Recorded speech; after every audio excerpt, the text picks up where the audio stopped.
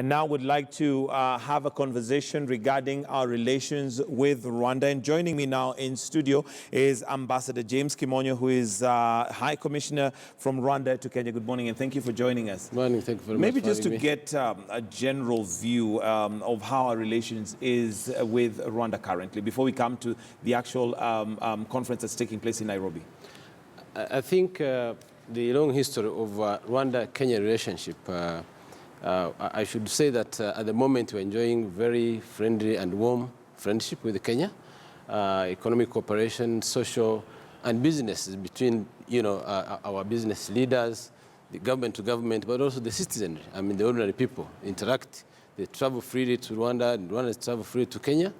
Today you can pick up your national identity card, not a passport, travel to Rwanda, open a business and live there.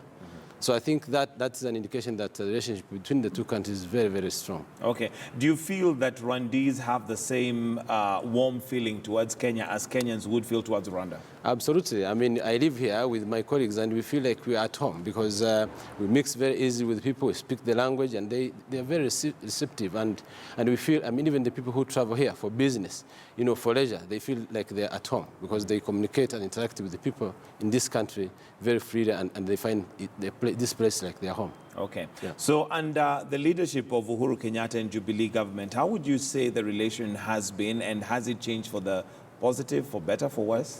I think for very positive, because for one reason. I mean, President Uhuru and his team have been very, very effective in terms of reaching out to the entire region. And Rwanda specifically, if you remember in 2004, that's when Rwanda and Kenya opened up for our citizens to move freely between the two countries. And then, under the leadership of President Uhuru, worked with our president and the president of Uganda to come up with the Northern Corridor Initiative to be able to enhance the cooperation between the three countries, which will lead the entire East African community to be able to come together as a community. Mm-hmm. Yes. So would you feel like Rwanda and Kenya are in close partnership towards realizing the East African dream? Absolutely. I think the two countries are leading the process, and I think we have taken the initiative to work together on very critical, very important issues for the region: security, business, political, and I think that inspires the rest of the members of the community to come forward and be able to work together to make this particular region to be a hub for business on the continent. Of course, one of the areas that countries strengthen their relationship is business. And we do have a conference that's now currently taking place in Nairobi. Maybe you can tell us a little bit about that conference. This is the second edition of our business forum that we are organizing as the High Commission. We did the first one in 2015, December. And this is a platform where we bring together businesses from this country to come and listen and try to understand the opportunities for trade and investment in our country. So the first one was in 2015. We are doing the second one this year, and we want it to be an annual event, whereby we invite business leaders in this country. They meet with policymakers. We present the potential opportunities for investment.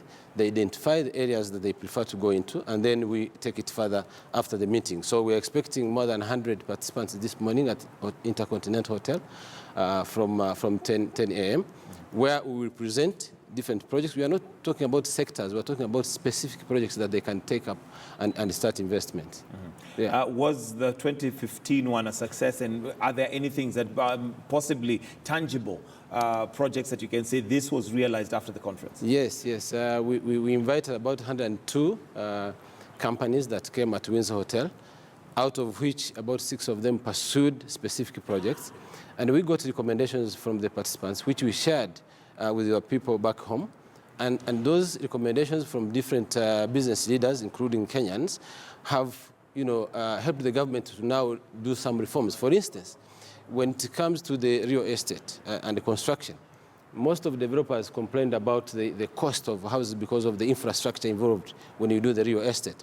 Now, recently, the government decided that they are going to provide infrastructure for the developers to come in and build houses that are going to be affordable for our people. Mm-hmm. So I think the meeting, yes, it is an opportunity for businesses to look at the opportunities for investment, but also we get the feedback from them so that we are able to reform our policies. So is it the same investors that are possibly attending this conference, or do you have other investors who've been invited? We work with the Kenya National Chamber of Commerce and Industry to identify new companies that are interested to invest in Rwanda. So we invite those who are already investing to share their experience, but also get the new ones who are interested to invest in Rwanda. So most likely after the conference today, we shall be able to get more companies that will be interested to invest in Rwanda, and then we stay engaged after the conference to facilitate them to go to Rwanda and start the investments. Okay, and is this a conference that you hold across East Africa in different countries, or is it specifically Kenya? I think we have different initiatives, and I should say that in between the business forum, we engage with the business leaders, we reach out, we talk to them, we share information.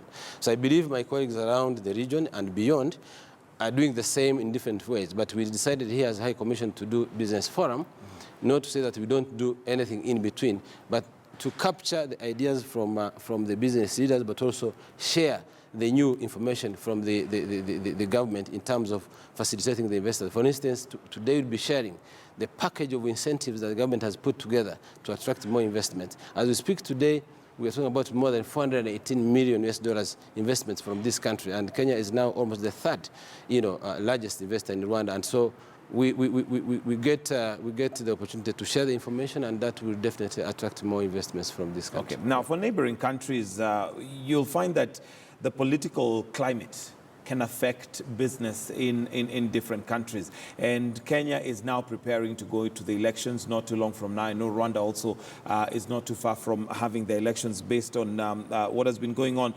How do you think this would impact the business community, the Kenyan business community in Rwanda? I think at the end of the day, it is the responsibility of political leaders to make sure that they create positive environment for businesses to prosper. Because I have not seen any economy that has succeeded without the involvement of the private sector. So I believe that whatever political process is going to be taking place here in Kenya and in Rwanda should be able to create that environment that will attract investment and make sure that businesses prosper, because governments cannot survive without businesses. So I believe that the processes, and I believe Kenyans have learned their lesson. The upcoming elections are going to take place in a very smooth environment to make sure that after 8th of August, business continue in Kenya as usual. And the same thing will happen in Rwanda on 4th of August this year again. We'll be having elections, presidential elections, and we believe that after elections, business should continue.